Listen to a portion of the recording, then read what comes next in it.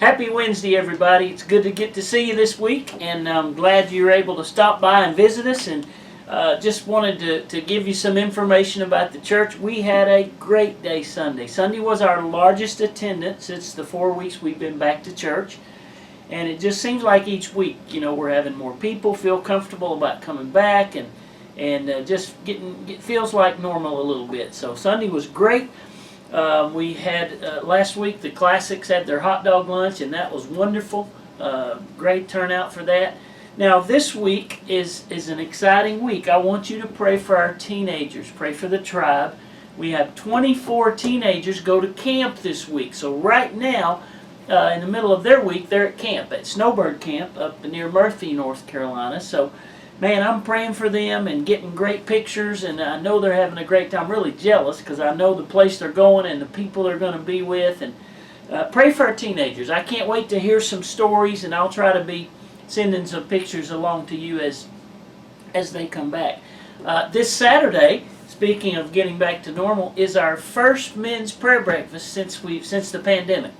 And so we're excited right here at the Worship Center. We're going to make some adjustments and be careful with safety and all of that. So, men, this Saturday, right here at the mill, 9 o'clock, I hope you'll come join us for our men's prayer breakfast. And then Sunday night, we will be back on our schedule with the tribe and prayer and planning. Now, Sunday night is the tribe's pool party.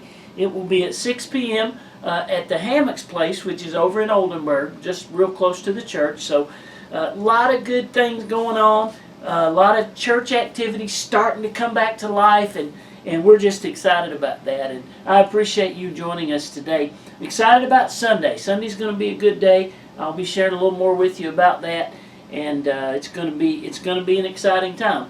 I want to remind you that July 5th, we're going to have a special day. It's the Sunday we'll celebrate Independence. July 4th is Saturday, and we'll have a patriotic message and music and worship but I'm inviting our law enforcement and EMT and firefighters and public servants to come that day. We're going to feed them lunch that day. We have an opportunity to say thank you. Tough time to be in law enforcement, and so we're going to say as a church, we appreciate you, we love you, thank you. We're going to honor them and celebrate them and take care of lunch for them on July 5th. So if you know someone, invite them. We have some flyers, and I want you to invite them to come with us and be with us on that day. It's going to be a great day. Today, one verse from 1 Corinthians chapter 14, verse 33. And I want to talk to you about chaos, coping with chaos. These times that we're in are a little bit chaotic.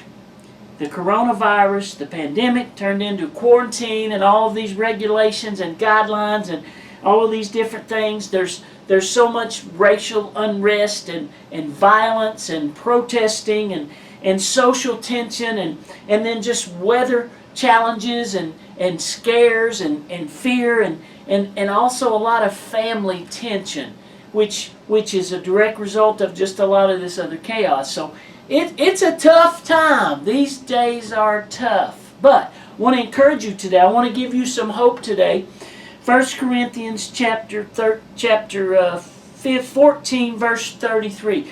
For God is not the author of confusion, that's chaos, but of peace, as in all churches and the saints. This is 1 Corinthians 15:33.